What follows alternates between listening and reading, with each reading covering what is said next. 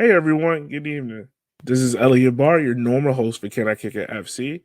I just want to take out the time for me and my co-host Shanir Duran II just to say thank you. Thank you for taking the time of your day to listen to our podcast. Hope you guys have enjoyed it. We're coming up on 60 episodes, season 3. Wow, crazy, right?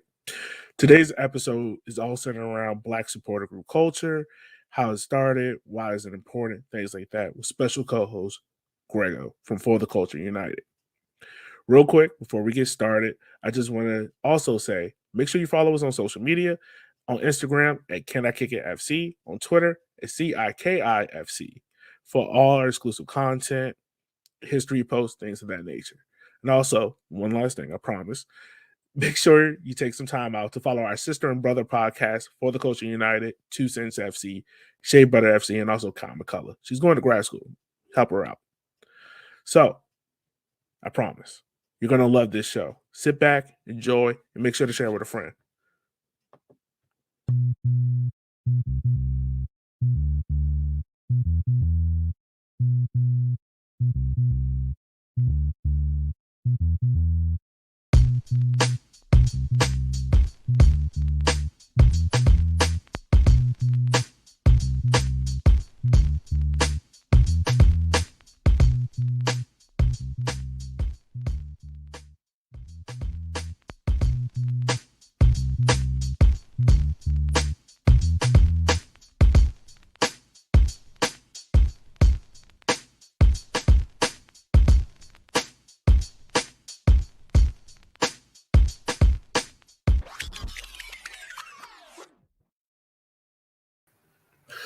Welcome to a special episode of the Can I Kick It FC podcast. This is Grego from FTC UTD, giving you guys a special roundtable episode dedicated to the Black supporter groups around this great country of ours. For those of y'all that are new to the platform, Can I Kick It is a podcast built on telling the stories of Black athletes, coaches, and owners that have impacted the game of soccer, both on and off the pitch.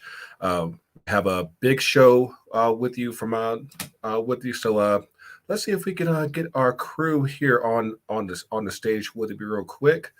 We got Kurt. We got Risk. Like I'm gonna give all y'all the opportunity to introduce yourselves in just a moment. I'm just waiting on Yogi to roll everyone out because, like I said, we got a big cast tonight.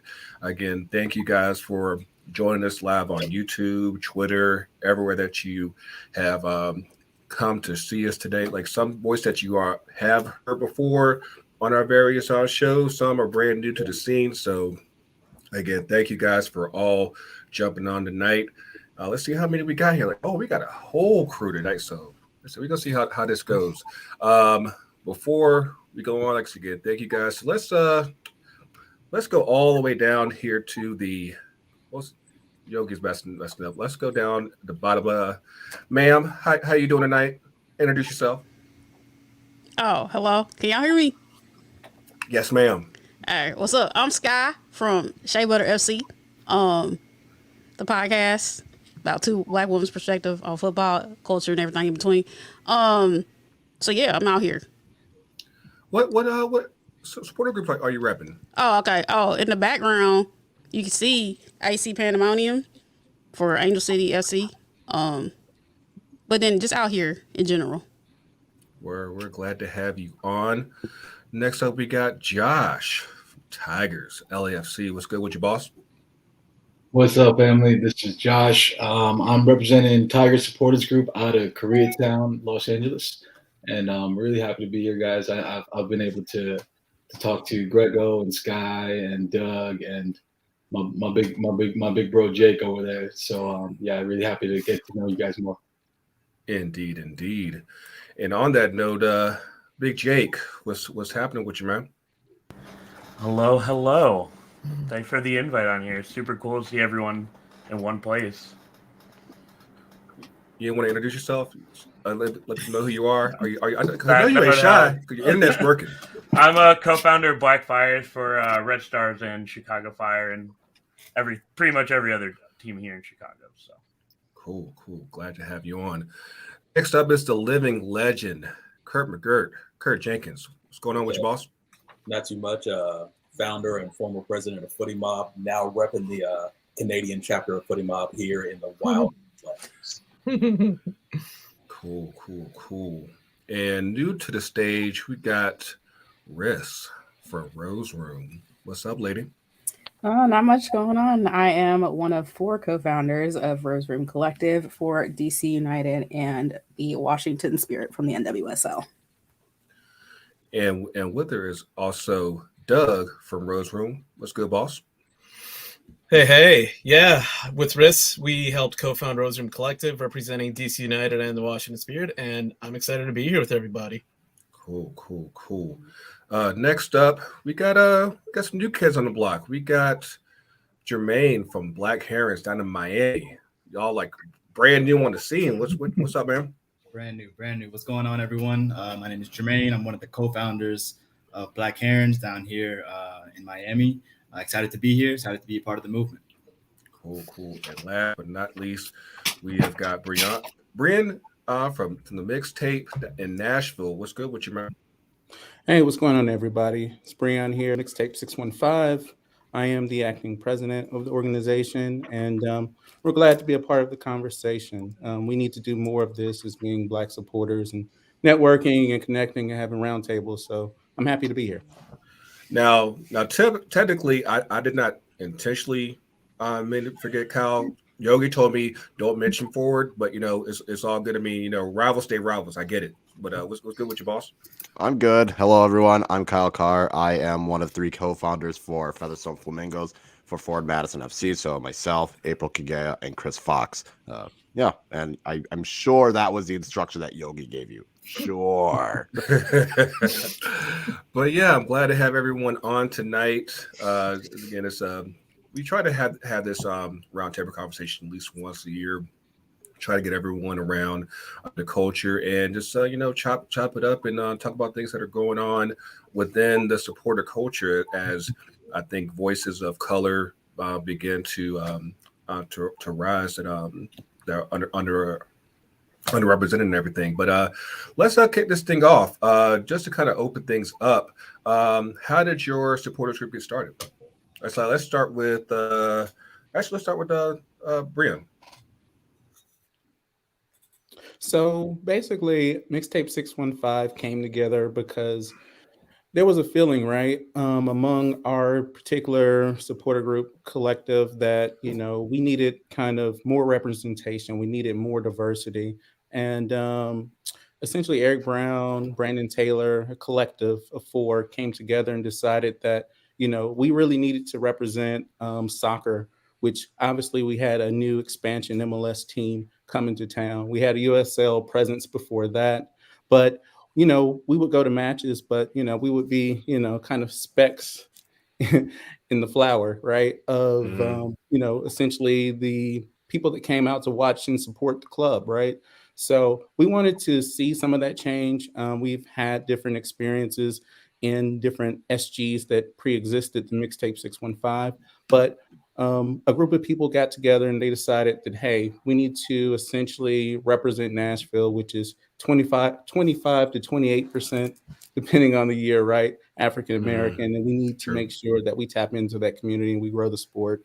So that's really what we're here for. We're here to grow the sport within our community, make an environment where people that have our hue, melanin, and skin can come out and enjoy the match just like anybody else in our community. So that's really where we started, and that's where we're going currently in 2022. Cool. Josh, tell us a bit about Tigers. Of course, Tigers is primarily focused on Korean supporters out in LA, but yeah, like I said, y'all have a great story. Tell us about it. Yeah, man, it's it was kind of the people who helped fund it. I was kind of the second wave of it, but it was a mix of like the group of weird Korean kids who love soccer in LA and trying to figure out how we can make an imprint on the game. I mean, LA being a majority minority city as is, like you have so many great cultures, but there's definitely, we did feel like the kind of Asian American voice was a bit underserved. And a lot of us were new to MLS as kind of a field to get a part of. But I think as we start to grow our supporter group from Koreatown, we realized that the place, the neighborhood that we all stayed at, that most of us lived at, was it was a good reflection of the city itself. So it was not only just Korean folk, but it was Vietnamese folks, it was Latino folks, Latinx folks of all different kind of national origins as well. And so I think mixing in the Koreatown-ness, the LA-ness into what we chose to originate as became really the nice wrinkle and how we evolved into, I think, a true representative of our little corner of LA. And I think, I think it's really come to we're really listening and figuring out our place kind of in the larger ecosystem of supporter groups. We're learning along the way, but at this time, I think we know we have a lot to offer and to share. But also, it's to stand in solidarity with a lot of kind of different underrepresented groups across that. So listening a lot to the Black supporter group culture that's found here is super kind of pivotal to what we're doing here in LA, and trying to figure out how we truly embody and represent our corner of Los Angeles, but also the larger footballing world here in the country, and how can we grow this game together? Like, that's what we're about, and that's what we're here to listen to, and hopefully learn from everybody here. Absolutely. And I saw the comment on YouTube from Giovanni Martinez. Yes, that South Korea Tiger kit is the absolute shit. Appreciate that. Yeah. And but yeah, I'm a bounce between Riss and Doug, because I definitely want to hear about Rose Room. Tell us about it. Do you want to go first, Doug?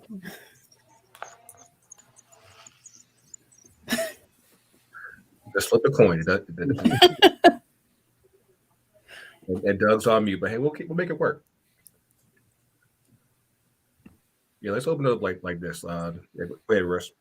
Okay, so for me, Rose Room was actually brought to me by Doug. I had never really taken into account, being a person of color who is a really big fan of soccer, especially women's soccer. And we actually met through the Spirit Squadron, which is another supporters group for the Washington Spirit. And we actually met at the draft back in 2020. And he brought this to me probably in December of 2020. And we kind of just had a conversation about, hey, like, how do you feel about starting a POC supporters group for the Spirit and DC United? And I was like, yeah, I'm totally in for that, because I really don't know any other people who are POCs who are into soccer like I am. And I feel like it would be a really great safe space for a lot of people. So that's kind of how I got roped into Rose Room. Come on, piggyback on that, Doug. Okay, I figured out how to unmute myself. There you go. Yeah, myself and Aaron Bland, who he's not here, but he might be watching tonight. We were kicking around this idea for a while of just like forming our own supporter group. And personally, I had noticed all of the leaderships among these groups were almost all white, and kind of how Josh pointed out earlier, very much in a city that's majority POC. And I thought, that can't stand here. That's got to change. So we literally took it upon ourselves to say, let's form our own crew. And that somewhere along the way, I met Riss, and I invited her in. Hey, I was like, hey, you want to be a part of this? And we formed this. Yeah, I grew up a DC United fan, and just from like the experiences that I had going to games at RFK, that was something that actually influenced me as far as my experience down here in Atlanta. And on that note, of course, Kurt, you and I have gone back basically since like day one. I remember seeing you and Stefan at the brew house at the USA Mexico game, and like, tell us how that got started. I mean, for us, it basically started the day of the launch. We were there. We were with other supporters groups at the time, and I think it's the same as everybody else here, where you just feel like you don't have your thing, you don't have your space. So we decided to make one, and we were extremely fortunate. I mean, to be in a city like Atlanta, where Black culture is so integral to the actual city's culture, where it's not that heavy a lift. It's just part A straight into part B. And that made it so much easier for us to get the the ethos of Footy Mob out to people, and they were able to see it, latch onto it, and then join in if they wanted to. And so it's just big for us to have that ethos in that city at that time. Yeah, and I'm liking that background, by the way. That's very, very nice and colorful. And shout out to Doug's sweatshirt, because DC State Hood definitely needs to happen. 51st State hollered that. Let's go with Jermaine with Black Herons. What's good, man? Yeah, it was good. To be honest, a lot of the ideas surrounding Black Herons actually came from a lot of the existing Black SGs that were already in place. Of course, Featherstone, for the culture, Black Fires. I've actually reached out to them back in 2019, just trying to get a sense of what was happening in this Black supporter culture. And so once Inter Miami launched, it became very evident that a Black supporter group was needed. And so I reached out to a few people through Twitter. I was part of a couple of Twitter DMs, Twitter groups that were, supporters of Inter Miami. So I realized that there were a couple of Black people in these groups. I reached out to them, and we kind of started, talking about this idea of Black Herons really in 2021. And then we officially launched this year. But in Miami, it's a little bit different, right? I think what we're seeing throughout the U.S. soccer culture, right, is this kind of overwhelming whiteness of U.S. soccer culture that a lot of the Black SGs are trying to fight against, are trying to not even fight against, but just trying to be more representative, right? And so in Miami, the soccer culture is very Latinx, right? And so even in that, though, Blackness seemed to have been marginalized in the representation of the club. And so it became very easy to just make a claim in Miami that has such a large Black population, particularly a Caribbean population and an African population, right? Just to tap into those communities that were already very passionate about the game. So yeah, that's how we got started, and it's been going ever since. Yeah, like the few guys that I knew down in Miami that I knew were actively involved with Inter Miami, I was like, absolutely, like a Black group needs to happen, like sooner rather than later. I mean, I kept saying reach out to Liberty City, call Uncle Luke, somebody. It's like this absolutely has to happen. So I'm really glad that you guys are on the scene, making it work. Mr. Payne, first of all, sun's up, and what's good with Black Fires? I saw Kyle laughing. Don't say anything, bro. Anyway, yeah, I mean, I think our story is very similar to a lot of other people on here. It's me and my co-founder, Phil, who I know is watching. He's going to be texting me all sorts of dumb Big shit. Phil. But, yeah, I mean, it was the same realization that a lot of other people in this group had of me and Phil going to these games, being in a city with such a big Black population, like such a big influential Black population, and just going there and like being the only Black people at the game. Just like, how is this possible? Like, this really can't be it. You see so many other cultures like here, like Polish, like Latinx cultures, like brought forth through the game, like through song, through imagery and stuff like that. And like, I think Black culture in Chicago gets the same kind of rap that we do of like not really having the same space as everyone else. So we just got tired of that. And we are working to bring Black imagery, to bring Black culture, and just like give Black people a space to be themselves at these games where they're not feeling like they have to draw back to be able to be accepted. So that's our thing. Shout out. Yeah, there he goes. Oh man, that's what's up. And then of course, Featherstone, Kyle. And if for those of y'all who are watching that are in the state of Wisconsin, vote for April Carr, whatever election day is. What you got, Kyle? Yeah, so I think with Featherstone is a little bit of a different situation than everyone else, just because when we first started, that was in 2019, which was Ford Madison's first season. So there was already the flock that was kind of starting. That was kind of the main, SG that was kind of overseeing things. Shortly after Labara, so they are the supporter group for folks that identify as Latinx. They had that started a couple months after the flock, and then that was kind of it. And for Chris, he was kind of thinking, well, this is something we would love to do.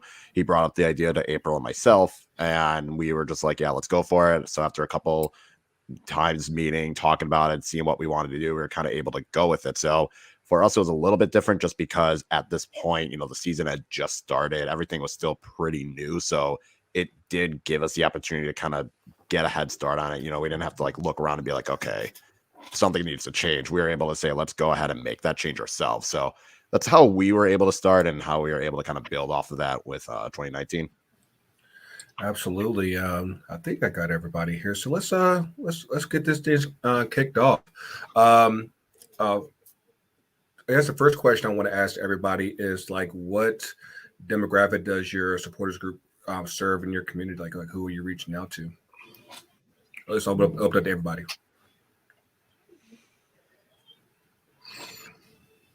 I'm gonna start pointing people out. Don't be shy.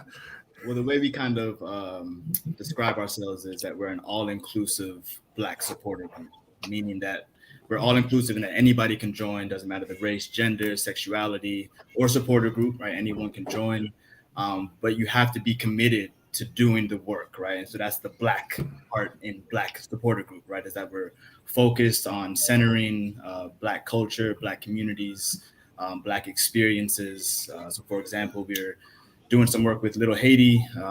They have a football club, Little Haiti FC. Shout out to them.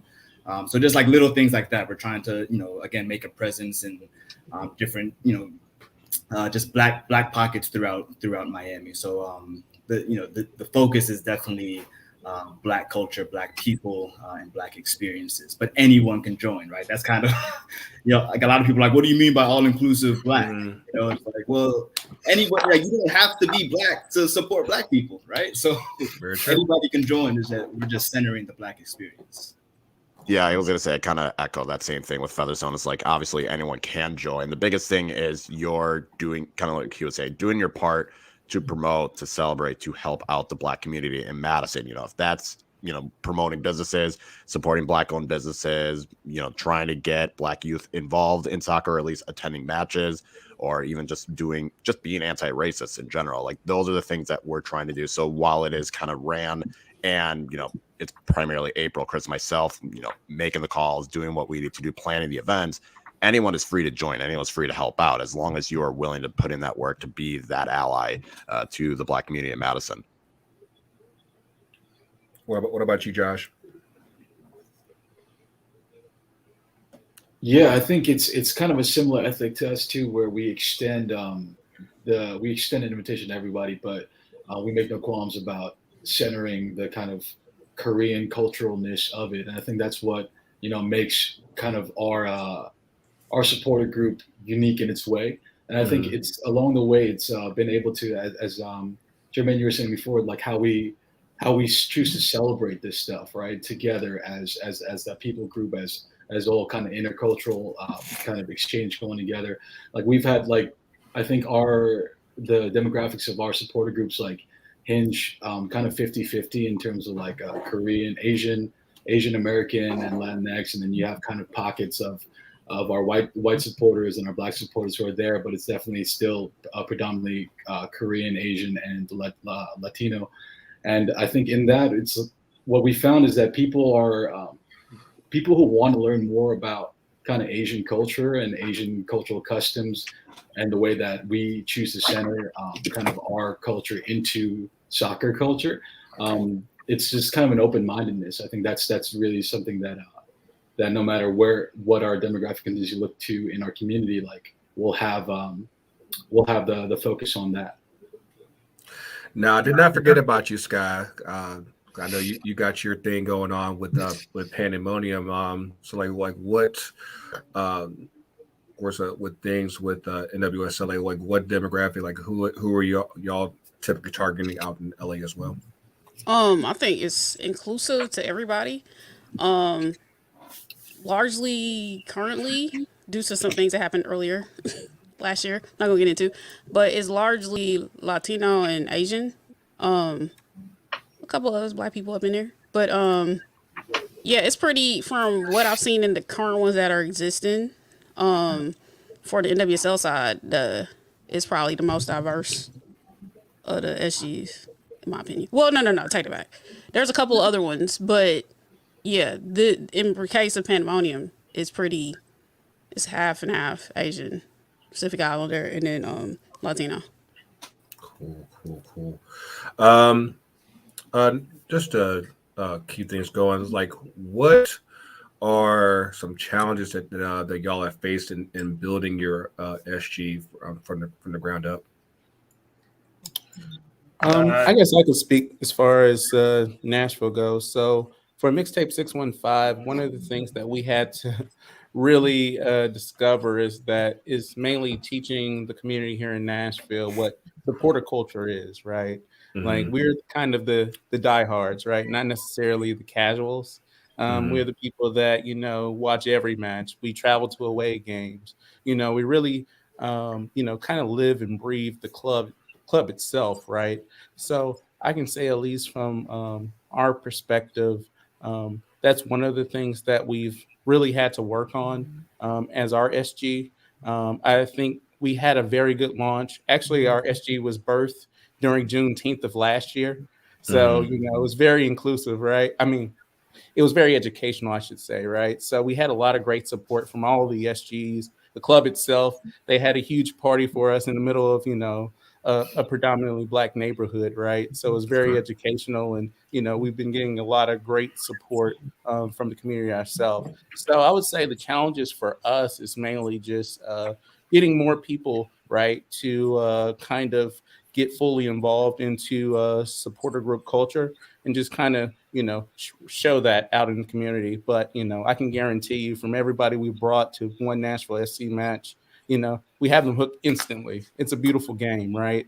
And also being a successful club to this point, has helped with that. So we really have to capitalize on that and grow. So I think our challenge is, continuing to get people to the games, and we're working as a SG to get more of us at the matches, and then also just to continue to be involved and visible in the community and doing community initiatives. Now, her, I think 40 Mob is the oldest group in the group here. So, like, I know, like, we've talked about this before in the past. Like, what's the challenges as far as just finding us, and trying to get us involved with supporter culture, period, and then also just building the group. Mute. I think the biggest thing is the gatekeeping, because when you come to an experience, you're bringing all of your prior experiences. And American soccer has, by and large, had a certain party that they've always thrown. And it's the one that they know, it's the one they go to, it's the same songs every week. But now you have people coming in who listen to different music, dress a different way. They still want to party, but the party doesn't quite look the same, even though there's still music, still all the same components. It's getting people to understand that it's not subtracting from what they do. It actually adds to what everyone is doing. And there seemed to be a good bit of fear and hesitance, for lack of better terms, about letting people in and be their authentic selves, and understanding that, learning something new doesn't actually hurt you. It takes 10 minutes to give something an honest try versus an hour and a half of pushing back. And so getting past that hurdle, which was in some cases just continuing to exist, makes such a big difference. And I think that's the biggest barrier, is for everyone in their city, in their supporters sections, how do you get past that initial hurdle of, yes, I'm here. Yes, we're for real. No, we aren't going away. And by the way, we are now doing these things, and there's nothing you can do to stop us from doing.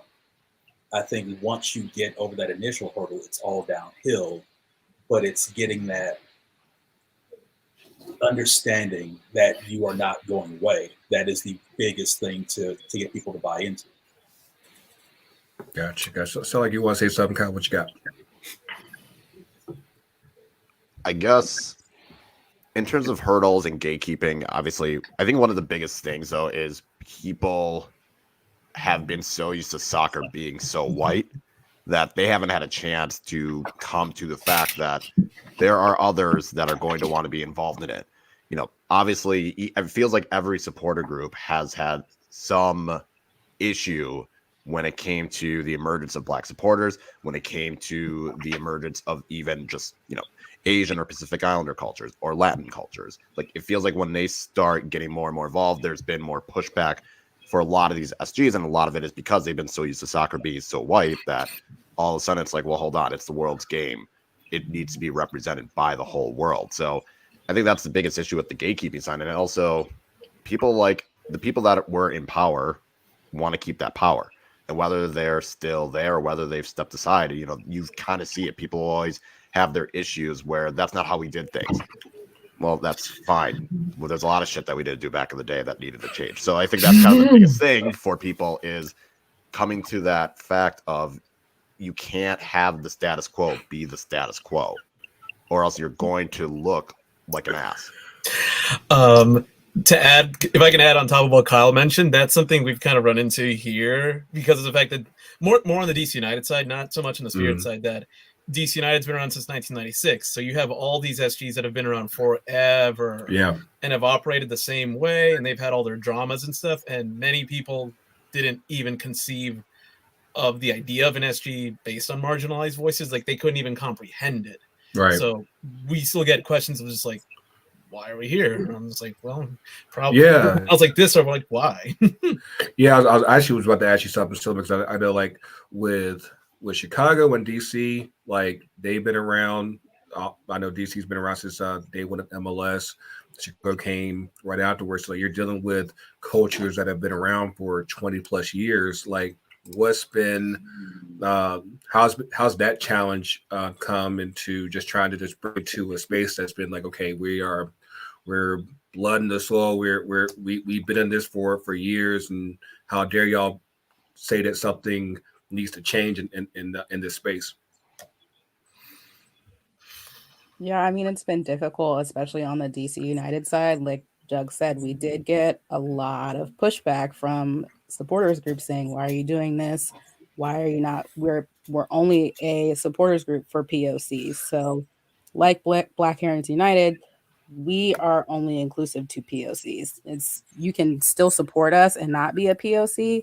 And I think that was really hard for a lot of people to understand, like, why can't I be a part of this group? You can still support us, but this is a safe space for POCs only. Gotcha. This question is kind of more so for Riss, Doug, and Scott, because I know the dynamic with NWSL is a little different from what was encountered in USL and in MLS. Like, what dynamics are specifically different in dealing with that with the women's soccer space? Well, I mean, I'm gonna say from my perspective, new to the SG scene, that, well, one, this space has never had structure. It's still being developed, and then it's been overtly white. So white, extra white. So like the concept of like MLS kit white, like MLS, not even white. like white on another level. Like the new levels of white. It's levels to it. That you first off don't have teams in every city, and then for all the diverse cities, you still don't have, like, you got teams in Houston, Orlando, which are largely even New York, New Jersey, right? You got teams in largely diverse populations where you still don't have the fan bases that represent what the city looks like. You don't have as many supporter groups, one, and then two, you don't have that tie necessarily back to the MLS side. But I mean, just even, I think it could be easier to make a Black supporter group in some cases, but then it could be hard because people aren't even recognizing the white supremacy that's rampant through soccer in the United States. And so, like, that conceptualization of even why you need a supporter group for people of color or whatever marginalized voice it's gonna fly over people's heads because they're not even understanding why the heck people were kneeling, you know.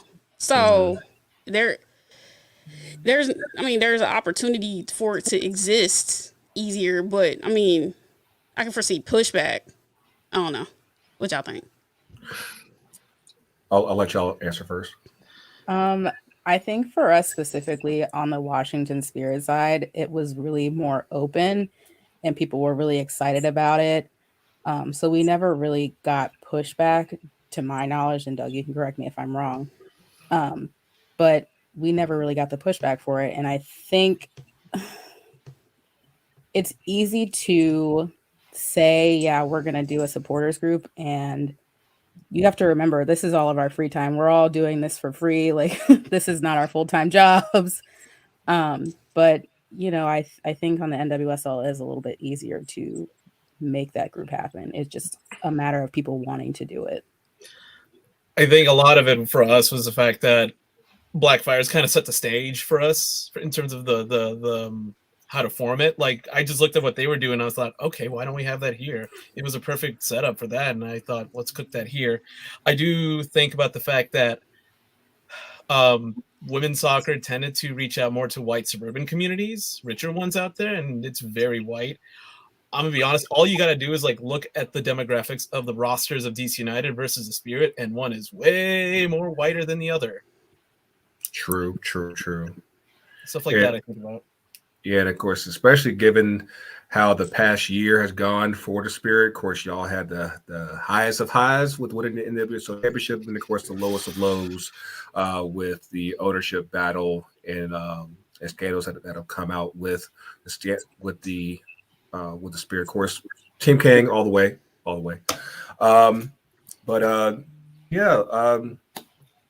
Let's see what else we got here. But yeah, like just a next question here, like why do clubs struggle to market and embrace Black, Latinx, Asian families at games? Because it's not immediately profitable for them. I think that's the thing we ran into here is whenever we would bring up, oh, like you guys aren't really reaching out to the Black community in the same way that you're reaching out to like college white kids and old white people here. A lot of the pushback we would get is, oh, like they're not into it yet. Like that's just not true. Like if you met anyone from the Caribbean or Africa, they're all about that shit. Like every time I met with my family, we'd have like a soccer ball in the backyard. I think for them, they just haven't seen it from a club standpoint. They just haven't seen the money returns to like get back what they think they're putting in, but it's really not about that. You know what I mean? Like I think everyone can agree here. It's not about the money. It's about long term, like you're doing the best thing for the game and you're doing the best thing for your community. So people have to separate those two. Cool. Oh, what you got, Josh? Yeah, you know what? I think the kind of line we're always trying to walk is like, what is how is this better than just a tokenism, right? Like a cheap tokenism. Like hey, shout out like the Asian nights where you get a cool hat, right? But it's like that's usually where it stops. And then Jake, as you alluded to, like people, then the front office will ask like, where's our financial reward from this community that we've given a whole day to? And it's very cheap because you realize that like when they reach out consistently, have a relationship with like more white majority college students and college campuses, like that's a partnership, an ongoing partnership that's not only like financially important to them, but like it's important to longevity and stuff. So that's always what we're trying to walk, man. It's really like, I think that's something that's kind of helped us to see why we were necessary as kind of a like an Asian American or Koreatown centered group, is that like you cannot tokenize us because we do this stuff every day, and you can't point to the community not believing in it because we live and we bleed and we do this stuff for free, like was mentioned before. So I think that's always the kind of what's on my mind is always like, does this enhance visibility for all cultures in the game? And then secondly, like how deep does this go, right? How deep is that response going to be from the club? Like what will it take for them to realize that like we deserve the same kind of partnership that they've given these institutions for decades and generations. Yeah, definitely. Just to kind of piggyback on something that was said earlier, I think that the challenges that I think kind of come is in a lot of cases teams don't market to our neighborhoods. They don't market to where we are. They think that they have to go where the money is instead of just like because the soccer fan base in this country is like how many are really embracing MLS? How many are really embracing USL? How many are really embracing NWSL? I think that like Curtis can tell you, like even like here in Atlanta, like for the amount of black faces that are seen at United Games, like they're not advertising south of 20. They're advertising out in Athens and not even going to Fairburn. Like it's nice down there. Plenty of black people. They're not advertising down there, but we still manage to show up. And I think in a lot of cases, we end up having to just kind of like force our way into the situation. And I mean, I think for the newer teams, it's probably easier for them to kind of at least embrace this to an extent. But like I said, like that's why kind of a little like with DC and Chicago, like they've been around for so long, it's kind of difficult, like just for them to kind of understand that, yeah, like there needs to be a space for us because Black people are into soccer, Asian people are into soccer, even more Latinx people are into soccer, and like that space needs to be accommodated as well. See a comment from YouTube from Kai718. Being in New York and seeing all Sinhalese in Harlem celebrate after winning AFCON, it's a shame New York City FC doesn't do better outreach. So many untapped communities. I know, like from the people that I know up that way, New York's a crazy beast because obviously New York City is so wide and diverse. In a lot of cases, I think the perception is like with the West Indian community and African community, like they're not bumping with MLS, they're not bumping with NWSL. But again, I think that for a lot of teams, like you have to. I don't think anybody's in a position where they can be like, "Hey, we've gotten all that we can get, and more can always be done." So it's just a matter of the team stepping up and doing more to reach out to more, be invited to hey, we want you at a game. Doesn't matter if it's in Bronx or other day like up in Hartford. Like get those people out there and say like, hey, we want you to be a part of this.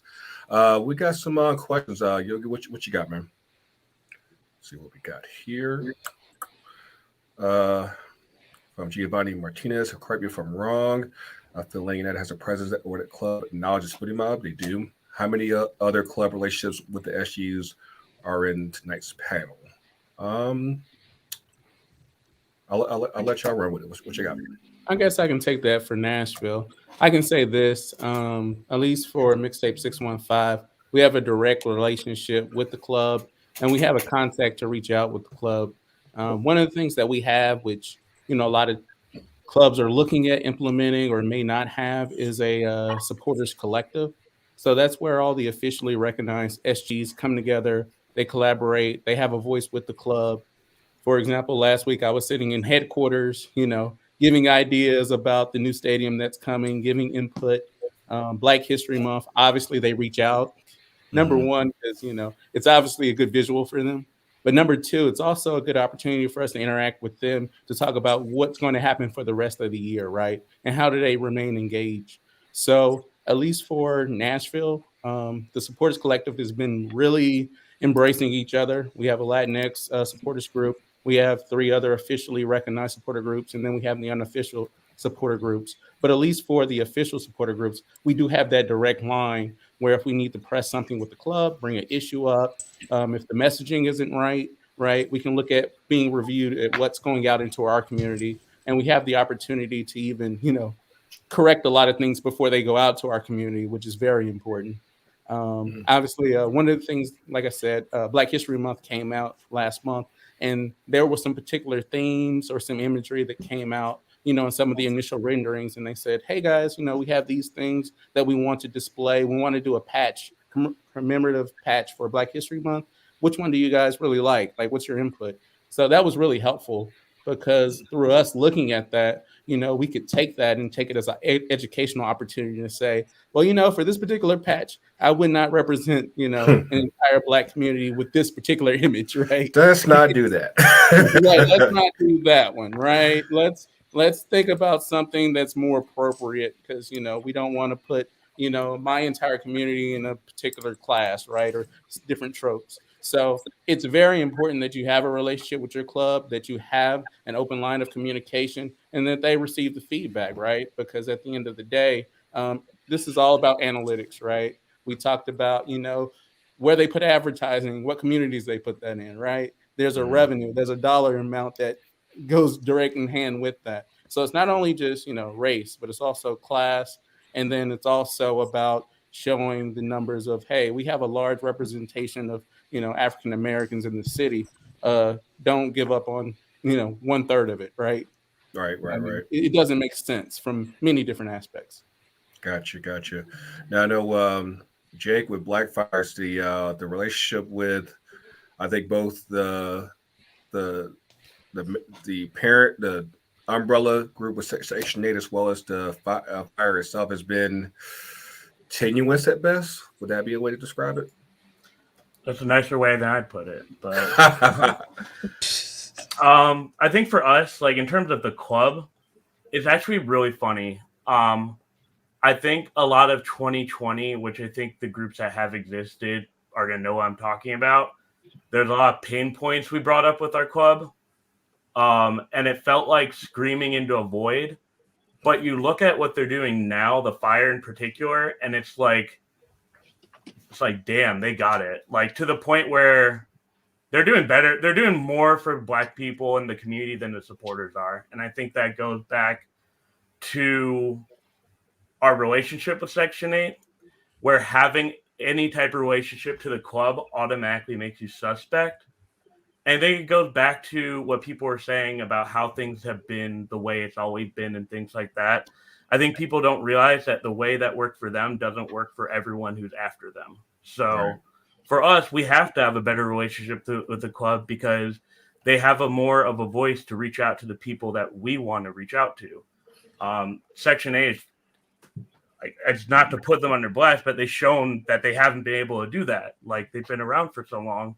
We're just now coming up, and it's looked like whiteness the whole entire time. So I think that, and like, I'm from a Red Stars angle too, because we also are like, we're in with the Red Stars. Right.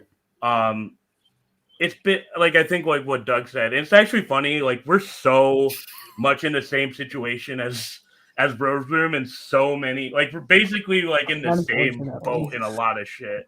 Mm-hmm. Ours is very similar in that we have a very, very, very supportive group in Local 134 and the club. But they tend to spin their wheels because they don't know how to reach out to anyone who's not rich and white, basically. So yeah, shout out to Tulip Closet. But yeah, I think that's just like overall for us is like we have a great relationship with the club, and the fans, particularly Fire fans, kind of don't understand how we operate, and because they don't understand, that means they automatically dislike it. So now I know Josh with Tigers and 3252, like is the relationship more so through the collective, or do y'all have a direct relationship with the club? Like how does that dynamic work? Yeah, man, it's a mix of both. I'd say we like the folks over in Nashville, we have an independent supporters union, a council made up of 10 recognized SGs, but I guess the recognition comes from the club as a mix of the Independent Supporter Council. I think we have gone above and beyond to make sure that the two entities are separate, so the club doesn't have oversight into our elections, onto our policy. But of course, we're in the same boat together. We love this game. We love this. We came through for this club together. So we try to involve each other in all the discussions. So yeah, we do have good connection with the front office staff, who have for the most part been great. And I think it really speaks to the diversity of employees who are employed by the club as well. Like not only on just like selling hot dogs at games, right? But like at creative director level, at president level, there is a really depth of diversity there. So like the even the patch equation we were talking about before, right? Like that stuff is checked at the door because the creative director is black, and like that's shout out to my guy Marcus who's always does an incredible job repping not only the LA community, but I think the black community in LA, trying to bring the community in.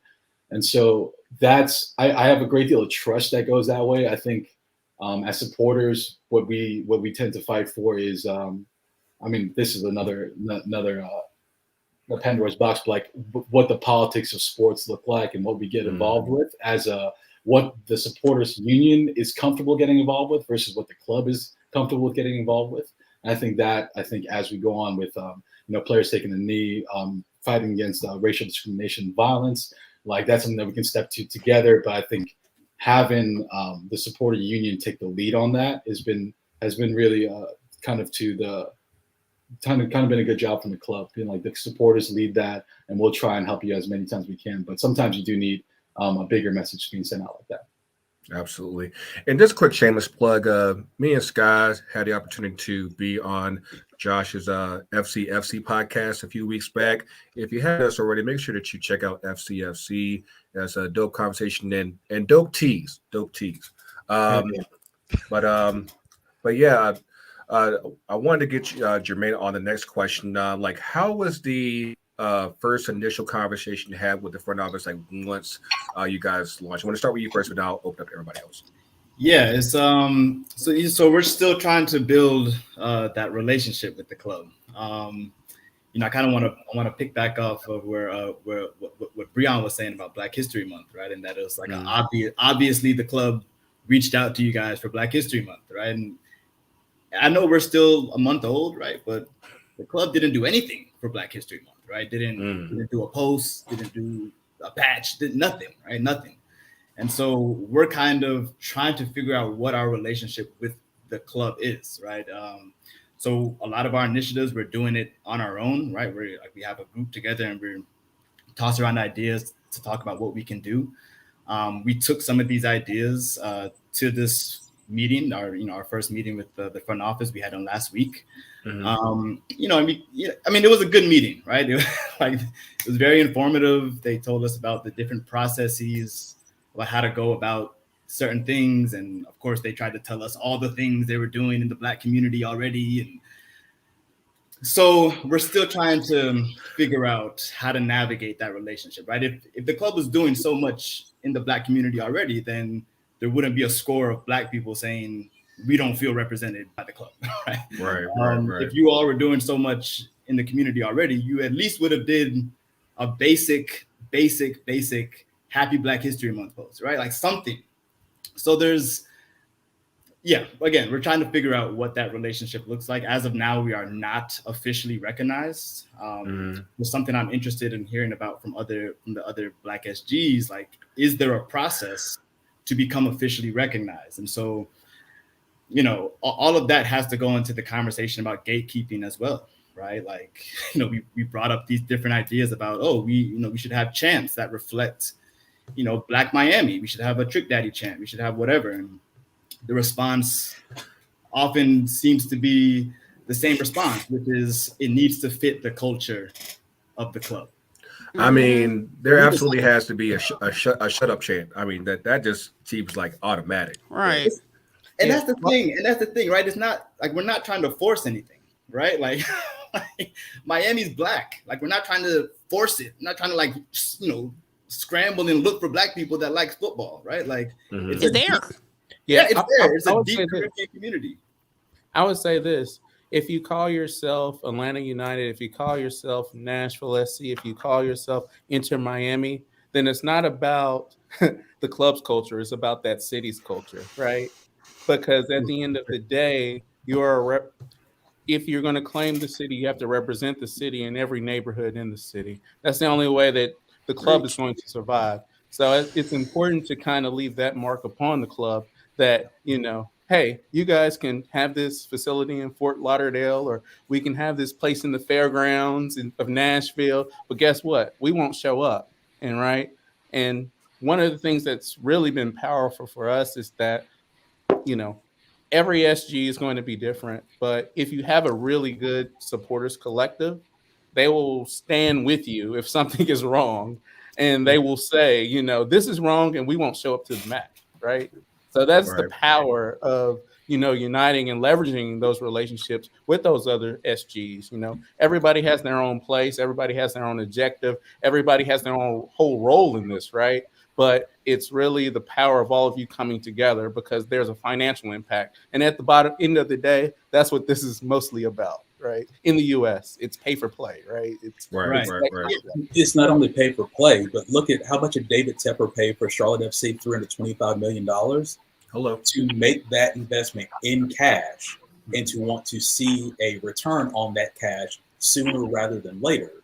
Right. He can't cut himself, and none of the owners can, especially the later owners who paid more money, cannot cut themselves off at the knees by going, I'm not going to advertise to this demographic of my city. Atlanta is 51% Black. And like Greg said, they don't advertise past a certain place.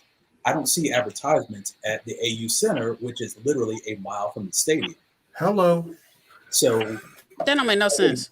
They algorithm themselves out of profitability by going, we only go places where we see these people. Therefore, these must be the people who like our sport. Therefore, I don't need to spend my money elsewhere. When if you ask anybody their top 5 soccer players of all time, at least 3 of them are going to be people of color. But there's that disconnect between the player on the field and the supporter in the stand, and then add in where the decision makers spend their time in our respective cities. And that's where we have this huge problem of teams going, oh, we did something. Yes, you threw $10,000 at a soccer pitch. Cool. But that's literally less than the bare minimum. What about advertisement? What about player outreach? What about giving kids a ball and saying, go home and play with this, and put an Inter Miami, Atlanta United, Nashville SC brand on it. Let the kid kick it around.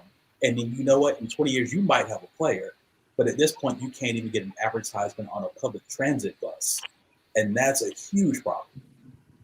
But I was going to say, so I had a whole thought, it's like the way they market soccer in this country is they acting like it's the NFL.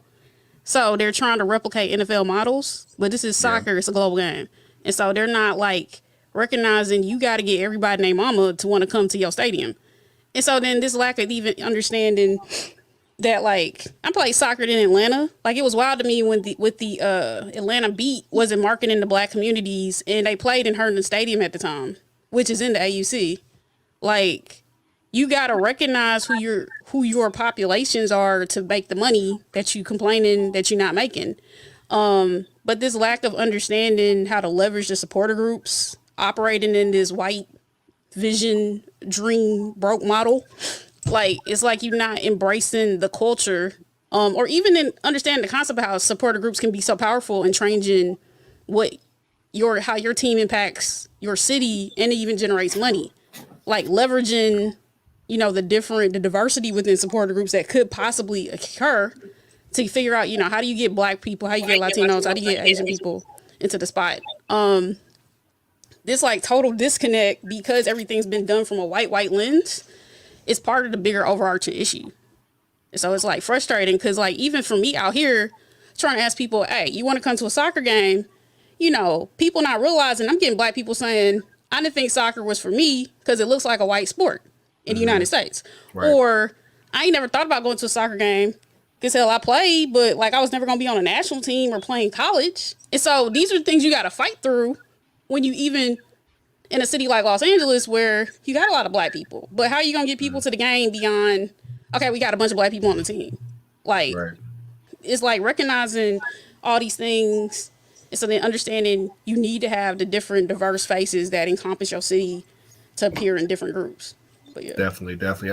I think that to kind of piggyback on Kurt's statement, again, the AUC is literally not even like a mile from Mercedes Stadium, and like the advertising just isn't there. And like I mentioned earlier, like you go south of 20 is essentially non-existent. And I think I mentioned in one of our 100 different chats, like it's amazing that we have showed up the way we had in spite of that lack of outreach to the community. Of course, you have things like Soccer in the Streets that have done a great deal of outreach, but again, like I always said that there could always be more. Always be more. Shout out to Phil for that last comment about official recognized supporter groups. Yes, that whole process in itself is definitely something that, yeah, it could be a bit cumbersome depending on, you know, if you got the numbers, if you got the money coming in and all that. That could be a whole conversation with it itself. But yeah, shout out to the Phil for that. Let's see what other questions we got here, Yogi. While we wait on that, of course, just to kind of talk about next week. Next week on FTC UTD, we actually have an episode dedicated to our weekend up in Charlotte for their first game last week against LA Galaxy. It's a dope experience. Like Kurt said, Davis Tepper put a lot of good money up into just that whole experience, and I'm sure for those of y'all who saw it on Fox, yeah, it's quite a bit. Of course, they come down here to Atlanta this weekend, and yeah, we should have a good time there. Hold on, Yogi said he got something, so let's see what we got. What you got, man? If I can add something while we're waiting on go ahead.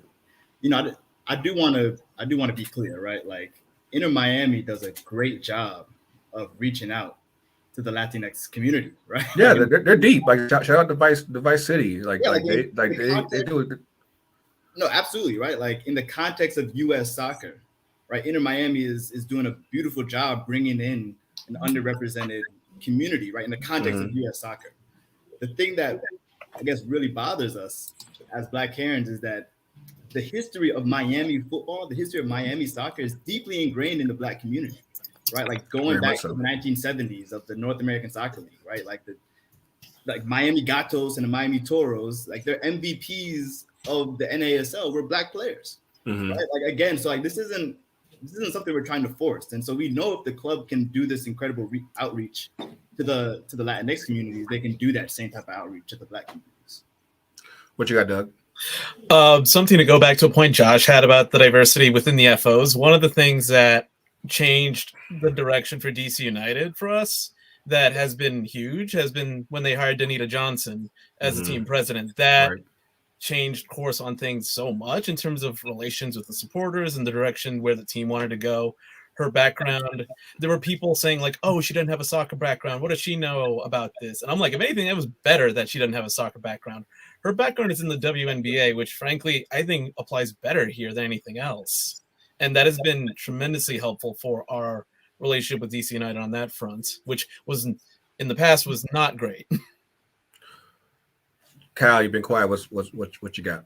I don't know why I'm being called out like this. All right, but no, I guess I can answer some of these previous questions. In terms of the relationship with the front office, I think with Madison, and this is more of a lower league soccer benefit, is the owners and the players and the fans have a really close relationship, because if the owners don't have the fans show up, that team will go broke. It will fold. It will not exist.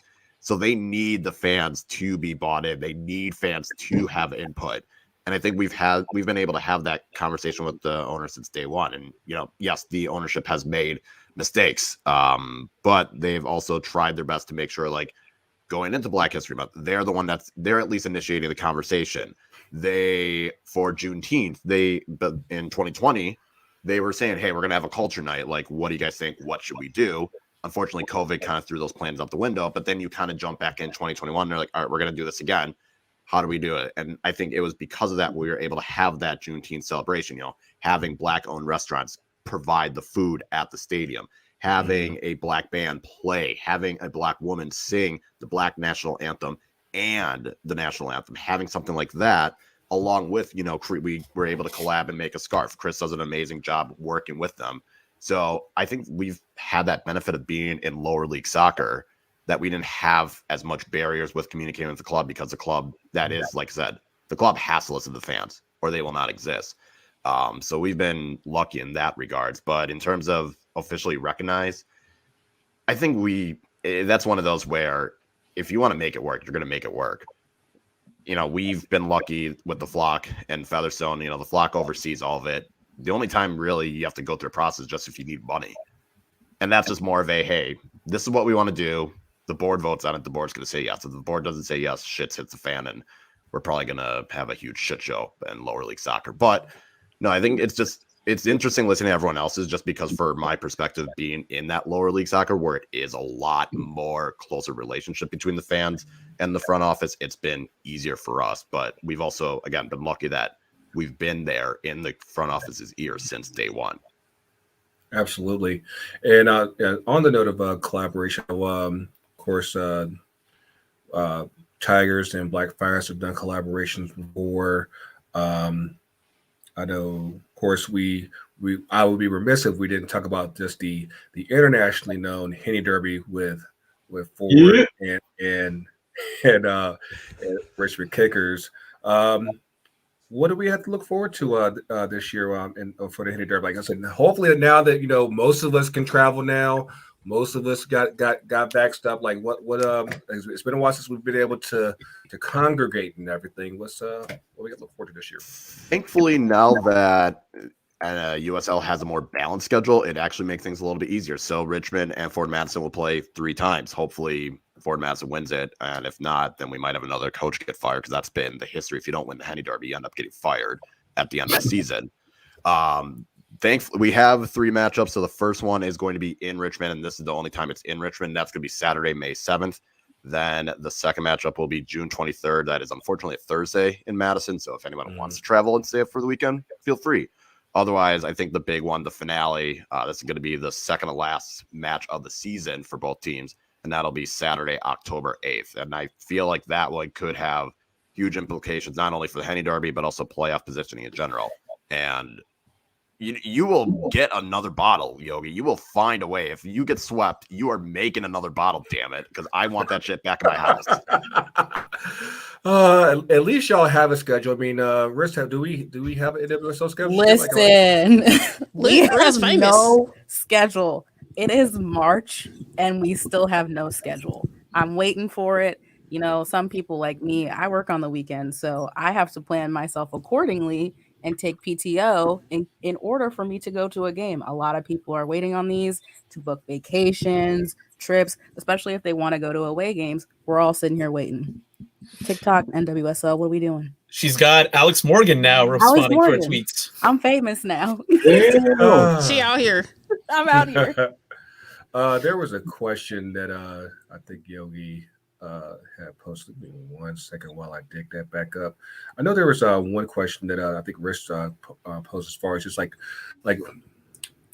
what can supporters do as far as just to better market Black players, Asian players, Latinx players? Like, what can the supporters do from that? Because at least from what I've learned through the growth of the Shea Butter FC podcast, is that a lot of teams aren't giving players of color much of a platform at all. Not at all. What can the supporters do from there just to kind of help elevate and give everybody their shine? Well, go ahead. No, you got it. To me, I know with the Spirit, they have just kind of, especially with ownership change and things changing in their front office, they actually put out, I think it was last week, they are doing a duo for the DC United and the Spirit. They're doing a duo for tickets, and they used Trinity Rodman, which I don't know what y'all been waiting on to use Trinity Rodman to market her. You have Black players who are on the team that you A, have not given a voice to, and B, you're not using them in any marketing at all. Across the league, we're not using it, and they It's really crazy. need to step that up. It's insane to me that you have so many talented Black players in the league, and we're not using them at all for any sort of marketing. High key, the blessed players are Black, but that's neither here nor there. But I'm saying. Neither here nor there. Also, let's talk about the Black Women's Player Collective. That's another thing. Yeah. Let's Get into that. Because they're not highlighted like they need to be either. Right. And they don't even have like the support they need as they should. Hopefully we can fix that this year. I know Jake's had a point. I know he's been sitting on for a hot minute. What you got, man? I mean, this kind of goes into a grander point of what Jermaine was saying earlier about being officially recognized.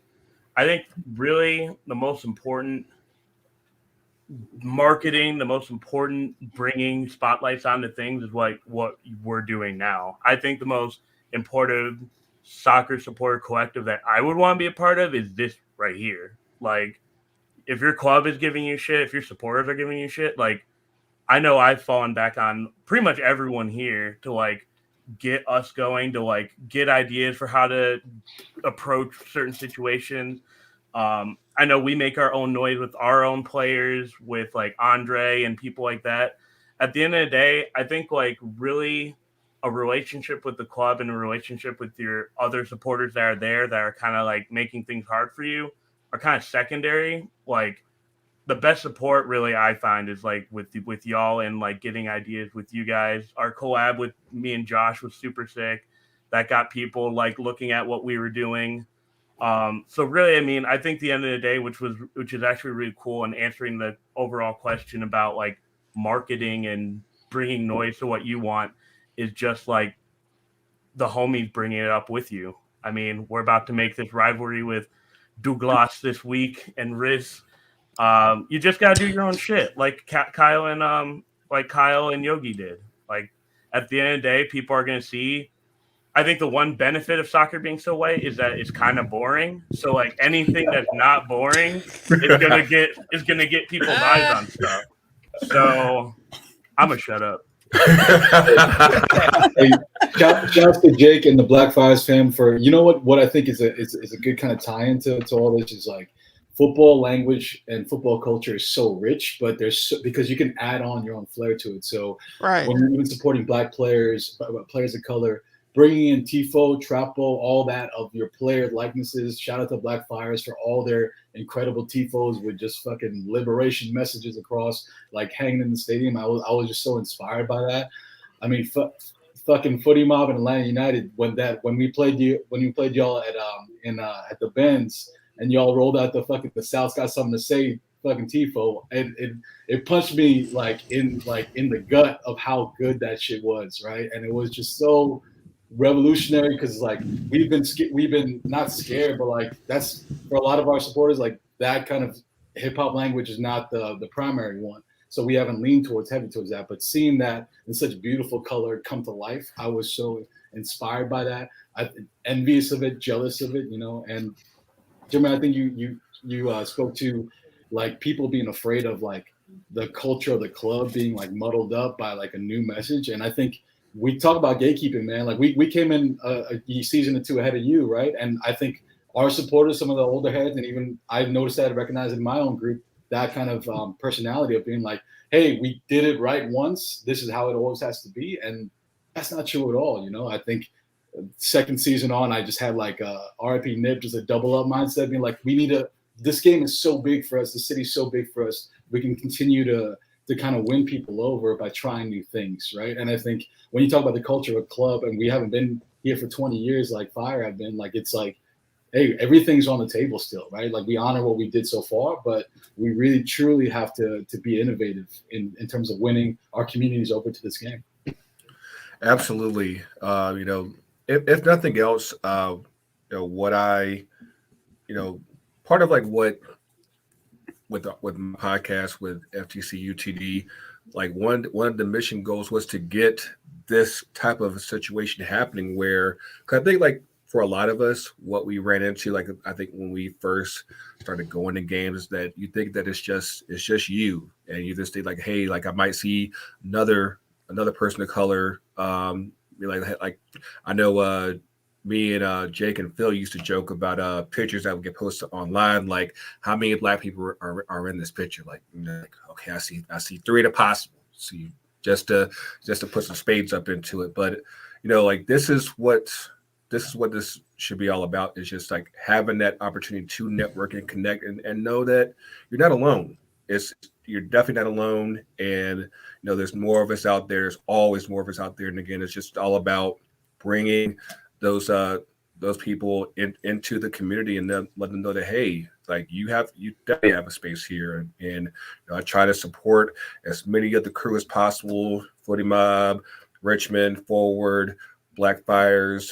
I know I got about 3 different Tigers scarves and everything, and like this, like just if nothing else, before we wrap up here again, just continue to support each other. Hopefully, everybody can do more collaborations in the future, and let's keep growing this thing. But let's give each other like some final thoughts. Like what are your goals for this year for your group and just the community? Of course, with us finally be able to congregate, we might be able to get some things done. Which let's start with Doug and then Riss.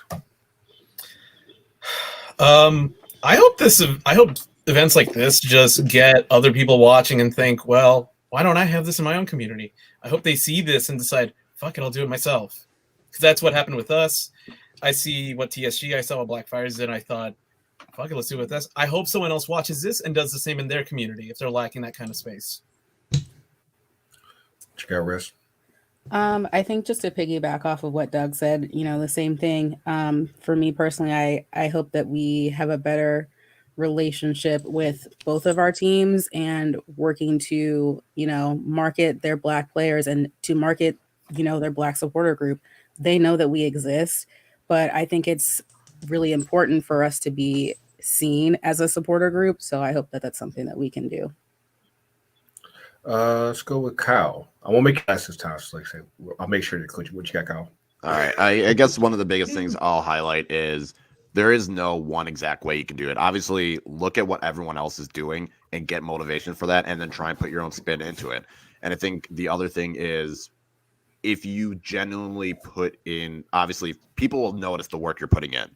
And the more you can try and do, obviously, everyone, this, again, like we've said, we're doing this all for free. So we're going to definitely do our best, put in that work.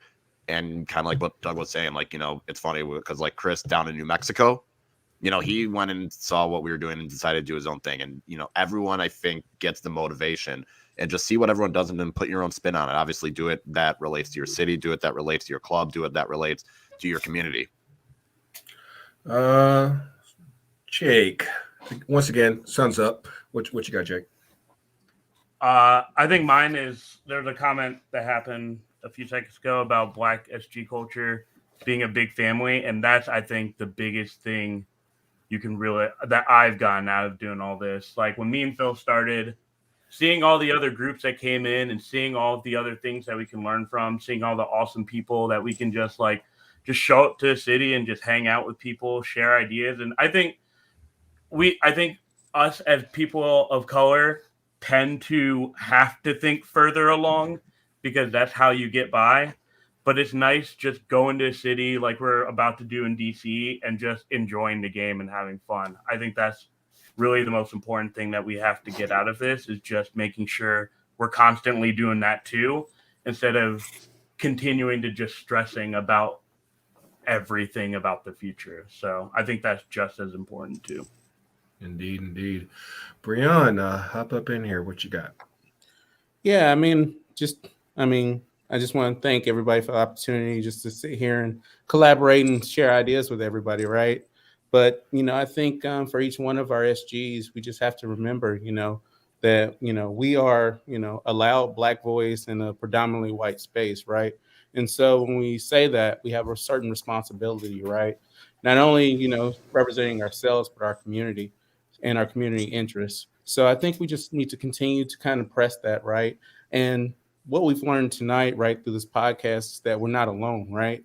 We have other SGs that are of a similar hue that are fighting the same battles, right, globally, not just here, right? So we need to, continue to collaborate, continue to participate in conversations like this, because through that, there's real power in the opportunity to elevate and to be heard, right? So, yeah, I think one of the first things that I did, as I became president of this particular SG, is I reached out to the footy mob, right? Because they were close, right? They're right in her backyard. And we saw a lot of things that they were chronicled on, and a lot of things that directions that we wanted to take, from their example, right? But then, like you said, we wanted to do our own thing here in Nashville. But, I think we're in a very unique space. I think we are a minority within our own community. And we just have to remember that and keep on pushing forward, right? Because we're at the beginning of this, and we want to think about what our initial objectives are, but we also need to think long term and what we're doing in our communities, how we're building the support, and who's going to replace us right when we're gone.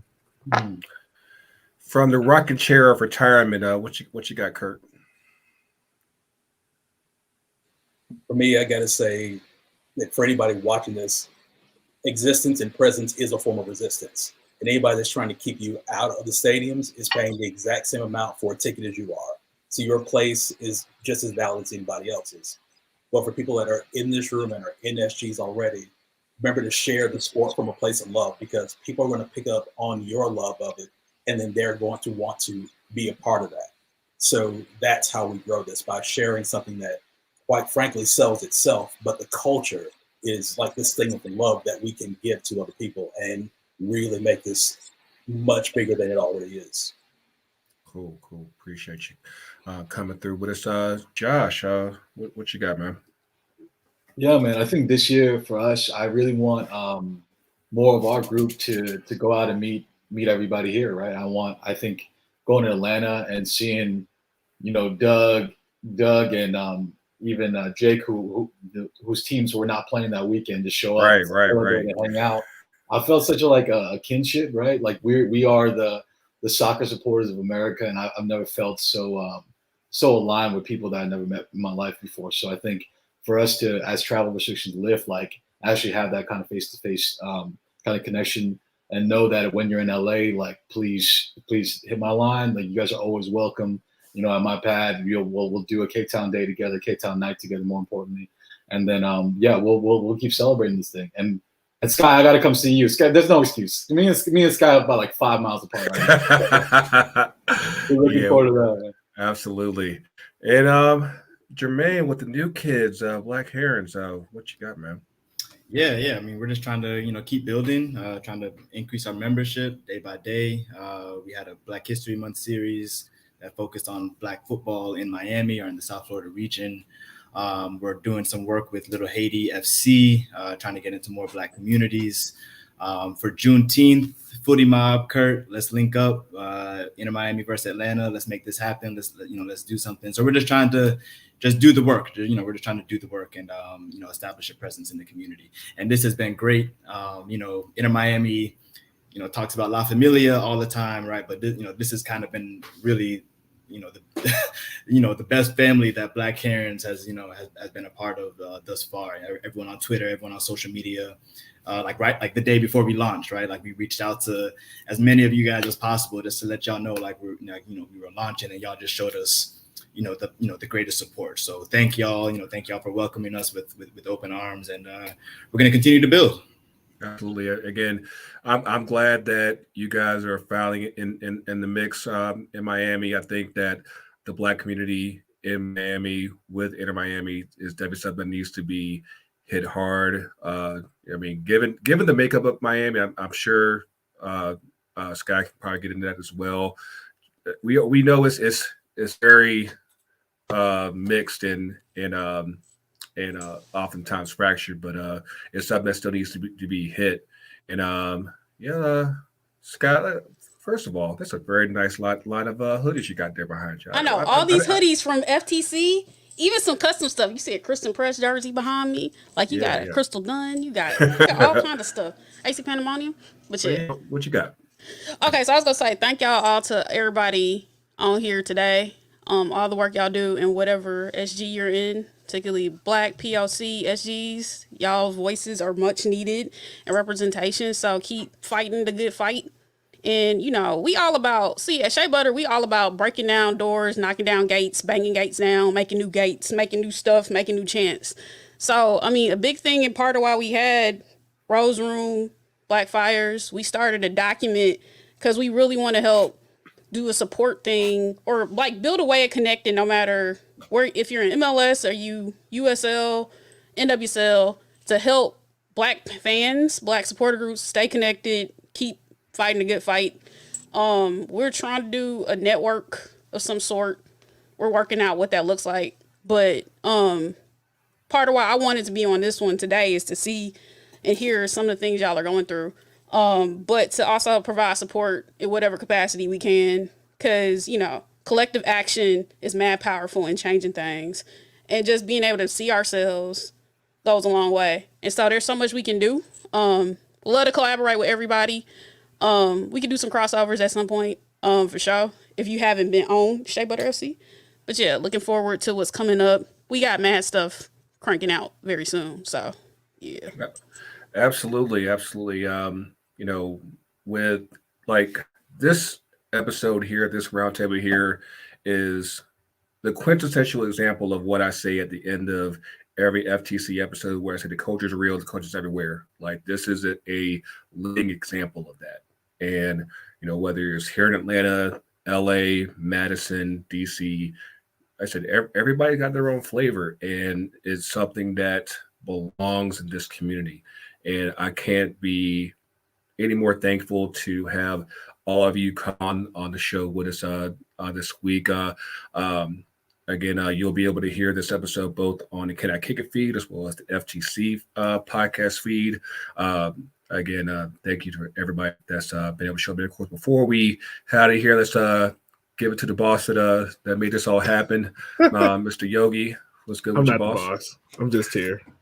Yeah, man, this is pretty good, man. So hopefully, we can do some more of these, and possibly even in person, and possibly even in a hotel where the clerk won't be checking us for every 5 minutes.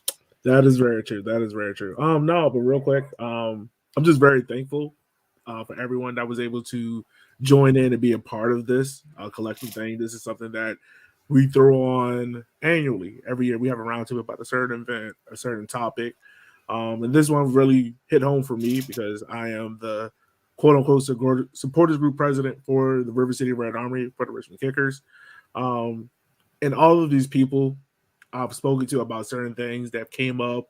How do I deal with a certain situation with things like that? And you don't realize, like Grego, like you said, you don't realize how many people have gone through a situation unless you talk to people. Mm-hmm. And you almost get a sense of feeling of, all right, I'm not going through this by myself. So I just want to thank those people, for everyone that has been watching the show, sharing the show. I want to say thank you to you guys, because definitely without you, this show would not be possible without you guys. And we love putting the content that we put out there. So to wrap things up, because it is getting late, if you just take the time out of your day, make sure you follow us on Instagram and on Twitter at Can I Kick It FC. You can also donate to the show to help us out monetarily. All the money goes there. And Greg, I'm so glad you said that, because I need to put the banner up there. Last thing but not least, you can also follow this guy's great show, For the Culture United. Also our brother and sister podcast, 2 Cents FC, Shea Butter FC, and also Kai McCullough. Yeah. So with that being said, guys, be easy, be safe. We will holler at you guys later.